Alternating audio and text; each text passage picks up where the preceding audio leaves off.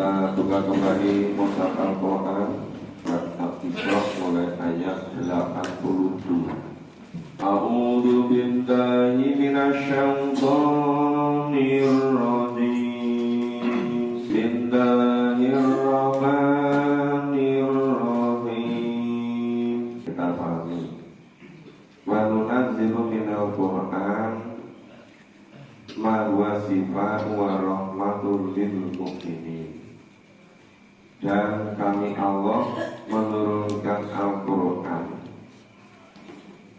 suatu yang menjadi penawar, menjadi penyembuh, sifat dari segala macam penyakit, menjadi penyembuh, penawar segala penyakit. Wa rahmatul lil mu'minin, dan menjadi rahmat bagi orang-orang yang beriman. Terutama menjadi penawar, menjadi penyembuh dari berbagai macam penyakit, baik penyakit hati maupun penyakit fisik. Kalau penyakit fisik sudah banyak dikembangkan melalui ilmu kedokteran. Yang penyakit psikis, penyakit hati itu relatif tertinggal, padahal sangat ditentukan oleh sehat atau tidaknya hati. Ya, kalau hatinya banyak penyakit-penyakit hati, itu berpengaruh terhadap kesehatan fisik. Maka seharusnya memang yang namanya dokter itu bisa kedua-duanya. Kalau misalnya hanya salah satu, itu nanti memiliki berbagai macam keterbatasan atau kelemahan. Misalnya kalau yang anti penyakit psikis, penyakit jiwa, psikiater, itu kalau merujuknya tidak kepada kitab suci, tidak kepada kalamullah, tidak kepada Al-Quran, itu juga belum bisa menuntaskan, membersihkan berbagai macam penyakit hati. Baru yang bersifat gejala-gejala yang bersifat empiris. Nah, gejala yang bersifat lebih dalam dari itu kalau tidak merujuk kepada kitab suci, itu tidak bisa tuntas. Wala yazidu dzalimina illa khasara. Nah, dan Al-Quran tidaklah menambah kepada orang-orang yang zalim selain kerugian, illa khasara. Kenapa orang-orang zalim itu Quran selalu menambah kerugian? Orang-orang zalim itu pandangannya hanya bersifat jangka pendek, hanya bersifat dunia. Dunia itu artinya dekat atau sementara. Nah, sedangkan Al-Quran ini mengarah kepada yang lebih hakiki, ya, yang lebih mendasar, yang menyeluruh, yang komprehensif. Makanya bagi orang-orang yang zalim, Al-Quran hanya menambah kerugian kalau dilihat dari segi jangka pendek atau bersifat materialis, kapitalis. Quran menunjukkan orang harus menyiapkan kehidupan yang sebenarnya, kehidupan di akhirat. Maka segala yang ada pada manusia, apa itu waktu, tenaga, kesehatan, kemampuan, ilmu, sarana prasarana, kekayaan, kedudukan, jabatan, itu seharusnya digunakan untuk menyiapkan kehidupan di akhirat. Ya, orang-orang yang zalim tidak meyakini adanya kehidupan di akhirat. Nah, ketika ada orang yang menyiapkan segala sesuatu untuk akhirat, orang zalim menganggap itu rugi. Nah, itu tidak menambah kekayaan, tidak menambah kesenangan bagi nafsu mereka. Maka bagi orang zalim, Quran itu tiada lain hanya merugikan. Wa idza an'amna 'alal insan a'rada wa na'a bi janibi. Dan apabila kami Allah berikan kesenangan kepada manusia, niscaya berpalinglah manusia. Nah, kenapa itu a'rada wa na'a bi janibi kok malah berpaling? Sebenarnya wa idza masaku sarru kana ya'usa, dan membelakangi dengan sikap sombong. Dan apabila dia ditimpa kesusahan, niscaya dia berputus asa. Jadi ketika mendapatkan nikmat, Allah melimpahkan nikmat, tidak mau bersyukur, bahkan berpaling, membelakangi dengan sikap sombong. Sikap sombongnya itu apa? Misalnya merasa apa yang dicapai itu bisa-bisanya sendiri, seakan-akan itu hasil perjuangan sendiri, tanpa campur tangan pihak-pihak lain. Padahal semuanya itu sebetulnya dari Allah. Seperti banyak diumpamakan dalam Quran, seperti Qarun, Fir'aun itu menganggap kedudukan bagi Fir'aun, Qarun kekayaannya itu merasa karena kehebatan diri. Sama kaumnya Nabi Soleh, ya kaum Tsamud juga begitu, merasa ahli, merasa pandai, merasa kompeten, karena bisanya sendiri.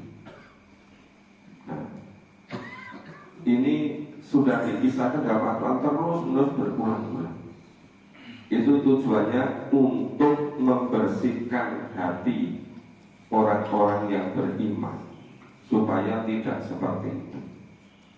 Ya sebaliknya, wa idza masaku sarru kana ya'usa, maka bila ditimpa kesusahan, niscaya dia berputus asa.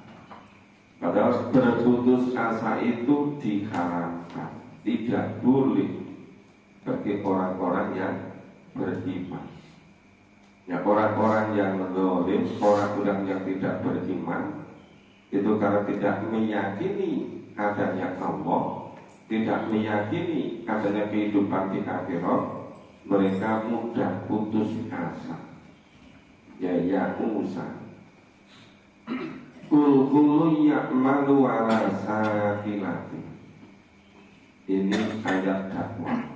Rasulullah diperintah oleh Allah, katakan tiap-tiap orang berbuat menurut keadaannya masing-masing, berdasarkan keimanan, berdasarkan kepercayaan. Kalau sekarang ya berdasarkan ideologi masing-masing.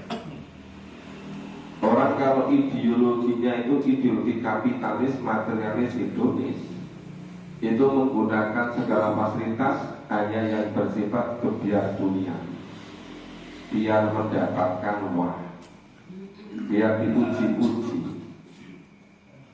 Nah, sebaliknya orang yang meyakini kehidupan yang sebenarnya itu hidup besok di akhirat, ya dunia semata-mata untuk menyiapkan akhirat. Sebelumnya alasan kilate itu ditentukan oleh iman atau tidaknya, ditentukan oleh atas dasar apa dia melakukan atau tidak melakukan, termasuk pilihan-pilihan profesi, karir, keahlian, kompetensi. Ya, ada yang milih bidang olahraga, ada yang bidang seni, ada bidang budaya, ada yang bidang kesehatan, ekonomi, pemerintahan, keamanan. Itu semuanya sakilah Tapi ingat, Farok hukum aklamu biman huwa ahda sabila. Maka Tuhanmu lebih mengetahui siapa yang lebih benar jalannya. Nah, makanya kalau orang itu misalnya dia profesi karir di bidang peradilan, di bidang hukum, di bidang keamanan pengawasan, itu kalau ya ngalasa kilate hanya didasarkan kepada takutnya kepada manusia, kepada sistem yang dibuat oleh manusia, tidak meyakini harus mempertanggungjawabkan besok di akhirat, itu biasanya hanya satu perspektif. Seperti apa? Keuntungan dunia. Orang-orang yang misalnya walaupun sudah berusaha berbuat baik atau jujur, tapi asal tidak seafiliasi, itu dicari-cari terus sekecil apapun, itu bisa terus dibuka itu, dikejar terus. Tapi orang yang seafiliasi, ibaratnya kesalahannya itu sudah kelihatan semua di depan mata, tapi tidak dipersoalkan. Nah, yang demikian ini jangan dikira urusan selesai. Ya selesai mungkin sekedar dunia sebentar, tapi begitu nanti menjelang ajal datang, itu persoalan yang sebenarnya harus dipertanggungjawabkan. Harus mempertanggungjawabkan. Yang ketika masih berkuasa, masih berwenang, masih memiliki kedudukan jabatan, seakan-akan sama sekali tidak bisa diungkap. Tapi begitu menjelang ajal, itu baru menyadar, ingin bertobat, tobatnya sudah pernah. Di alam kubur juga gitu, apalagi di akhirat, hanya penyesalan dan penyesalan terus. Tapi penyesalan juga sudah tidak ada gunanya apa-apa. Jadi kelihatan semakin aneh, semakin nyata. Masa iya sih, misalnya itu pengawasan secara berantai, secara berjenjang, semua disediakan kewenangan, semuanya ada instrumennya, ada alatnya. Tapi masa kesalahan sampai bertriliun-triliun nggak terungkap? Ya, seharusnya itu menjadi hak rakyat untuk kemakmuran rakyat, tapi hanya untuk segelintir orang. Sementara ada segelintir orang yang tidak meyakini perjamuan besok di akhirat, seakan-akan mau naruh kekayaannya, hasil korupsinya itu saking bingungnya. Dalam waktu yang relatif singkat, seperti sulapan, kekayaan melonjak luar biasa, bukannya berlipat-lipat, mungkin bisa puluhan ratusan kali lipat. Nah, kekayaan begitu, dirikan berbagai macam perusahaan juga begitu. Dulu kelihatan teman-teman ketika kuliah sama-sama sederhana, ibaratnya nggak punya apa-apa, makan minum aja selalu kekurangan. Kemudian ketika bekerja biasa, tapi begitu duduki jabatan, ya apa ketua partai, apa di pemerintahan, apa sebetulnya tampaknya saya yang paling cepat itu ini broker di bidang kasus ya, Mas Markus ya. Sebenarnya itu profesi yang paling menjanjikan. Menjanjikan pasti masuk neraka maksudnya. Kan menjanjikan sekali, bahkan berkuasa segala-galanya. Ya itu apa itu? Orang nggak sadar. Bahwa hukum aklamu biman gua ada sabina. Dikira tidak mempertanggungjawabkan besok di akhir. Dikira Allah tidak membersamai, dikira malaikat tidak mencatat, dikira kulitnya tidak menjadi saksi besok. Itu cuma zon semua. Kenapa? Karena tidak meyakini kebenaran Al-Quran. Makanya saya sering menyampaikan, sebenarnya sistem kehidupan ini itu diatur dengan kitab suci Al-Quran, dengan menggunakan Al-Quran sebagai pedoman, sebagai jalan. Nah, itu betapa makmurnya, betapa mulianya, betapa bahagia sejahteranya seluruh orang. Ya, tapi karena tidak meyakini, kok ada ya orang yang semula itu kelihatannya yakin pada Quran, tetapi begitu pada dunia tertentu kok jadi hilang keimanannya. Ya, sudah tentunya dulu ada tanda-tanda, ada kasih iman yang bagus itu. Tapi begitu pada kedudukan tertentu, jabatan tertentu, kok seakan-akan imannya jadi hilang, tertutup oleh kepentingan. Itu enggak sadar. Maroh hukum aklamu biman huwa anda sabila. Wayas alu nakakanir ruh, dan mereka bertanya kepadamu tentang ruh. Orang-orang bertanya kepada Nabi tentang ruh, misteri ruh. Kuliruhu min amri Rabbi, katakanlah ruh itu urusan dari Tuhanku. Wa ma utitum minal ilmi illa qalila, dan tidaklah kamu diberi pengetahuan melainkan sedikit. Ya, tentang roh ini enggak diberikan ilmunya kepada Allah, enggak diberikan oleh Allah kepada manusia. Sekalipun Nabi itu kalau enggak diberitahu oleh Allah, dia juga enggak ngerti. Karena roh itu hal yang gaib, yang tahu itu hanya Allah, kecuali para nabi, para rasul yang pada tertentu diberitahu oleh Allah. Banyak orang yang waktunya terlalu banyak habis untuk mikirkan roh, padahal roh itu urusan Allah. Seharusnya ngurusi manusia saja, urusan menghambakan diri pada Allah saja.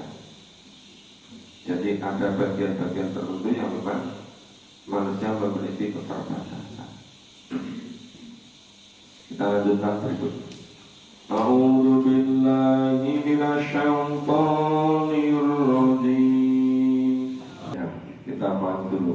Wala in si'na, dan sesungguhnya jika kami menghendaki, la tadhabanna billadzi awhayna ilaik, niscaya kami lenyapkan apa yang telah kami wahyukan kepadamu. Summa la tajidu laka bihi alaina wakila, dan dengan pelenyapan itu kamu tidak akan mendapatkan seorang pembela pun terhadap kami. Ini karena Rahman Rahim dari Allah. Allah mengutus Rasul, mengutus Nabi dengan diberi wahyu, dengan diberi mukjizat untuk memperbaiki kehidupan. Nah, kalau Allah menghendaki, itu semuanya bisa dilenyapkan, bisa dibinasakan. Illa rahmatan min Rabbi, kecuali karena rahmat dari Tuhan. Jadi Allah tidak membutuhkan apapun kepada makhluk. Kalau Allah mengutus Nabi, mengutus Rasul untuk memperbaiki kehidupan, itu semata-mata karena rahmat Allah. itu semuanya untuk kepentingan makhluk, untuk kepentingan manusia. Jadi Allah tidak membutuhkan apa-apa pada manusia. Manusia yang membutuhkan pada Allah. Inna fadlahu kana alaika kabiro. Sesungguhnya karunia-Nya atasmu adalah besar. Nyanya kembali kepada Allah. Jadi sesungguhnya karunia Allah atasmu, ya, semula diturunkan Quran pada Nabi kepada Nabi. Kemudian ini kita baca ya kepada masing-masing dari kita. Ya, itu kabiro, ya, adalah amat besar. Kula ini stamatil insu wal jin.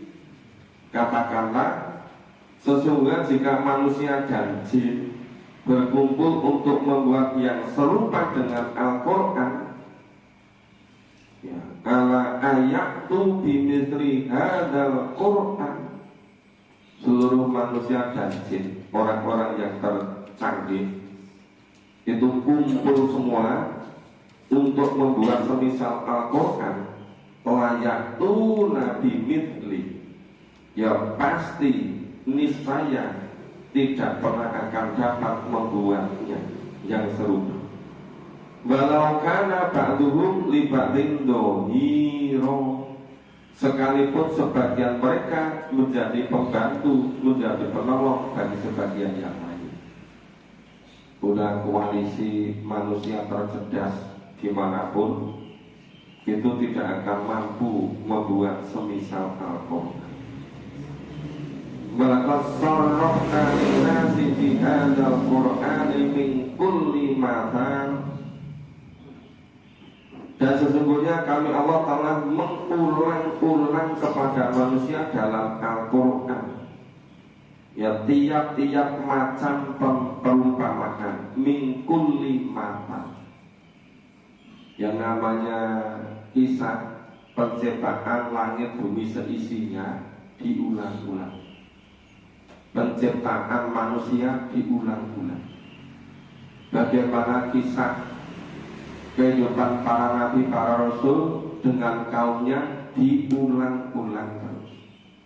Bagaimana peringatan tentang akibat dari orang-orang yang kafir, musyrik, zalim, ya, yang berpenyakit dalam hatinya, munafik, murtad, diulang-ulang terus.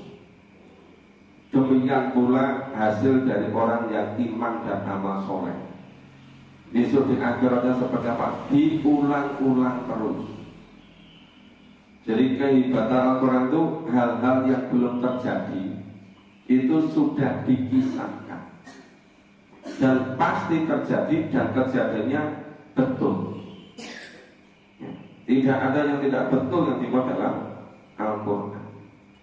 Maka itu sarrafna linnas, ya, diulang-ulang. Allah ulang-ulang untuk manusia di hadzal Quran, dalam Quran ini min kulli mathal, ya, itu tiap-tiap macam perumpamaan. Ma'aba aktsarun nasi illa kufur. Tetapi kebanyakan manusia tidak menyukai kecuali mengingkarinya. Padahal maksudnya itu kenapa kisah itu diulang-ulang, supaya manusia itu meyakini, supaya manusia itu mengimani, supaya manusia kalau diberi peringatan namanya nadhiro, supaya bertobat. Jadi ternyata malah semakin menjadi-jadi kejahatan, ya, seperti dilulu, dibiarkan. Nah, ketika waktu itu sudah habis, nggak ada kesempatan lagi bertobat, nggak ada kesempatan lagi untuk memperbaiki imannya. Nah, di situ betul-betul penyesalan yang luar biasa. Karena kan banyak orang yang diajak memahami Quran nggak mau. supaya di tiap-tiap masjid tiap pagi subuh diadakan mahami Quran. Ya. Itu yang merespon, yang mau ya sebagian kecil, kebanyakan nggak mau dengan berbagai macam alasan. Siapa? Ini belum ada yang nuntuni, belum ada yang membersamai. Oh, jamaahnya belum terbiasa. Ya, belum dimulai ya belum terbiasa. Kalau dimulai terus-menerus lama-lama jadi biasa. Oh, pagi-pagi gelap. Ya memang pagi gelap, tapi lama-lama nanti kan terang. Wah, itu sudah sunatullah begitu. Kita lanjutkan berikutnya. A'udzu billahi minasyaitonir rajim. Ini orang-orang yang diajak Nabi, yang diseru, yang diajak beriman.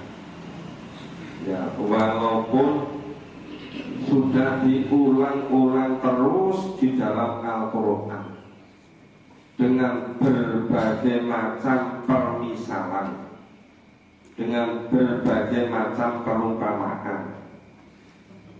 Nah, tetapi kebanyakan manusia tidak menyukai, kebanyakan manusia mengingkari, sampai mereka mengatakan waqalu lanuk minalak, pakai kata lan. Ya, sekali-kali kami tidak akan percaya kepadanya. Lanuk minalak, kata tabjuro lana minal yang bu'a, hingga kamu memancarkan mata air dari bumi untuk kami. Jadi pernah kejadian orang-orang Mekah, kafir, musyrik itu menganiaya, menyiksa orang-orang yang beriman sampai keterlaluan. Kemudian Allah lama tidak menurunkan hujan, terjadi paceklik panjang, sampai ibaratnya tidak ada yang bisa dimakan, tidak ada yang bisa diminum. Mereka sudah memohon kepada Tuhan mereka, Lata, Uzza, semua mereka, tapi tidak akan turun hujan, kekeringan semua. Nah, sampai mereka kemudian minta pada Rasul. Nah, kemudian ketika Rasul itu betul-betul mohon kepada Allah, dikabulkan, mereka tetap juga tidak mau beriman, malah semakin menjadi-jadi. Maka di situ gunakan kata lan. Lalu sekali-kali tidak akan. Lalu minalak kata tafjurolana minal yang buah. Itu sampai kamu memancarkan mata air dari bumi untuk kami. Ya, air sebagai sumber kehidupan. Ketika tidak ada air, tidak ada kehidupan. Nah, ini ternyata kejadian semacam ini tidak hanya terjadi pada masa Nabi. Ini terjadi juga terus-menerus sepanjang masa. Waktu mulai memahami Quran, ada yang merasa kesulitan. Ada yang kesulitan, ini Pak Ranto, ini sewanya rumah sudah habis. Kalau enggak nanti harus tinggalkan dan itu tempat di mana. Oke, ditolong oleh salah seorang pengurus pengajian, dipinjami. Semula sanggup bayar ini. Tapi ternyata semuanya cuma buatan. Tidak ada kejujuran, tidak ada keterbukaan. Nah, kemudian yang memberi atau yang meminjami ya sudah dilempangkan saja, mudah-mudahan gantinya surga. Terus gimana lagi? Ada juga yang merasa kesulitan, sebetulnya mudah sekali diselesaikan, tapi nggak ada kejujuran, muter-muter, mubeng-mubeng gitu. Nah muter-muter akhirnya ketemu hal yang sama, di cross check. Setelah gitu kemudian merasa nggak enak, terus berhenti total, tidak mau ikut memahami Quran. Kadang-kadang mesakti, nggak punya teman. Yang lain sama di masjid itu hanya lontang lantung. Ya, masih sore sudah nunggu regol. Nggak punya teman. Di dunia begitu. Terus besok menjelang ajal gimana? Di alam kubur gimana? Di akhir paling itu hal yang sangat mudah sebelum kalau ada keterbukaan. Tapi kadang-kadang yang namanya gengsi-gengsi itu menghalangi segala-galanya. Ya maunya itu dipinjami, tapi jangan sampai ada orang lain yang tahu. Ya, padahal namanya sistem itu ya harus saling mengontrol, saling tahu. Padahal kalau yang tahu itu hal yang biasa, bukan hal aib.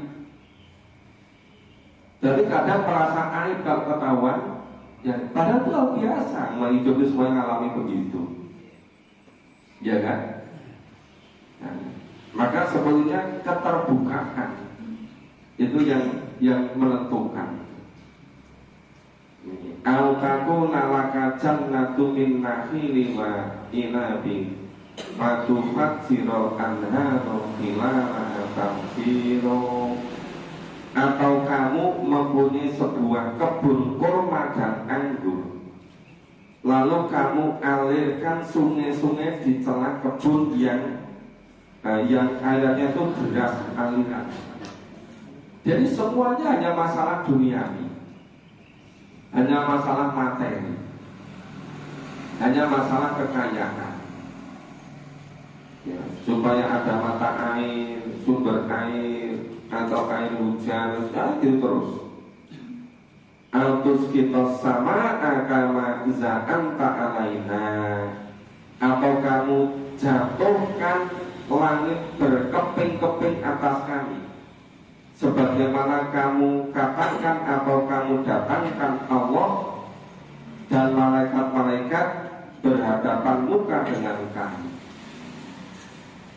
Kalau tidak bisa mendatangkan air hujan, tidak bisa mendatangkan sumber mata air, tidak bisa mendatangkan aliran-aliran sungai, minta langsung dihadapkan ketemu dengan Allah, berhadapan langsung ketemu dengan malaikat. Padahal itu sepenuhnya hak Allah. Nabi tidak ada kewenangan untuk itu. Kok mintanya begitu? Nggak mau ngikuti utusan Allah, yaitu Nabi Rasul. Inginnya itu langsung ketemu dengan Allah dan malaikat-malaikat berhadapan muka dengan orang-orang itu. Au yakuna laka baitun min zukhrufin au tarqa fis sama. Atau kamu mempunyai sebuah rumah dari emas, rumahnya dari emas. Ya biasanya emasnya cuma emas-emas yang jalan-jalan ke sana kemari. Ini supaya rumahnya dari emas. Maka disebut surat Zukhruf, itu artinya perhiasan. Adakah surat Zukhruf? Ya. Disebutkan lagi min zumrufin au tarqa fis sama. Atau kamu naik ke langit. Jadi tadi mintanya itu pokoknya tidak akan pernah beriman kalau tidak memunculkan sumber mata air atau kebun-kebun buah yang melimpah buahnya mengalir di tengah dengan aliran yang deras, atau turunnya air hujan, atau dihadapkan langsung kepada Allah dan malaikat, atau ya kamu mempunyai sebuah rumah dari emas, atau kamu naik ke langit.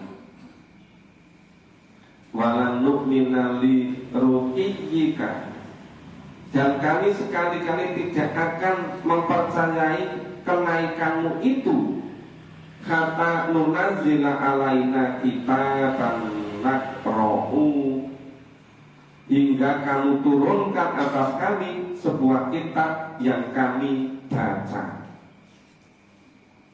Jadi tidak terima dengan kitab Al-Quran, karena Al-Quran diturunkan melalui malaikat kepada Nabi.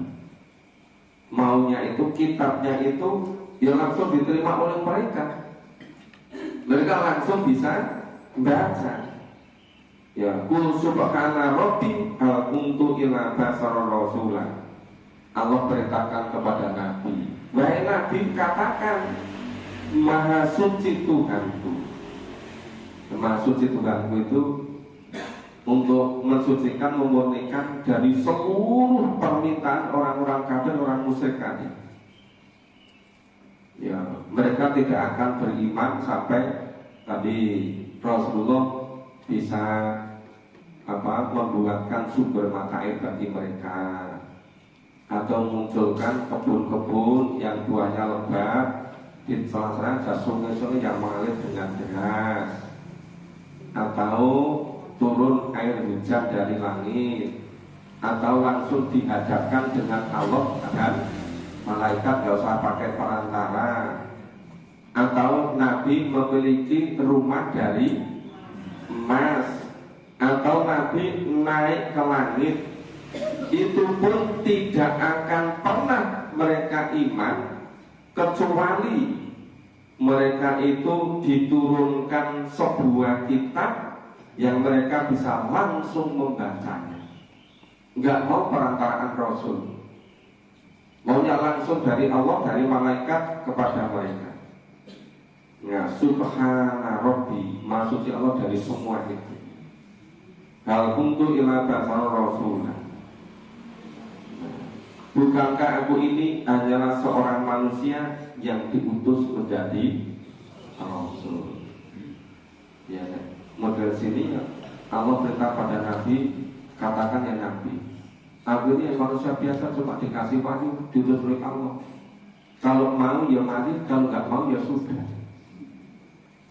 Nah, sekarang banyak orang yang aneh-aneh juga kan, mau memahami Quran kalau permintaannya begini, begini, begini.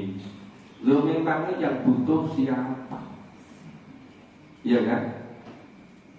Ya. Padahal seharusnya yang butuh itu kita semua, pada tuntunan Allah, pada tuntunan Rasul. Seharusnya yang butuh itu yang mau memahami, bukan dengan permintaan-permintaan.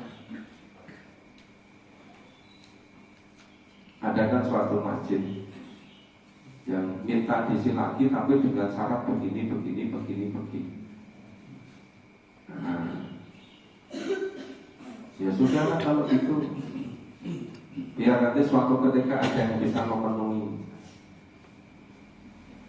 Ya adanya terkatung-katung. Kalau ketemu alasannya ini baru penataan, baru reformasi, bagi masuk hampir 1,5 tahun penataan nggak selesai, yang ditata apa?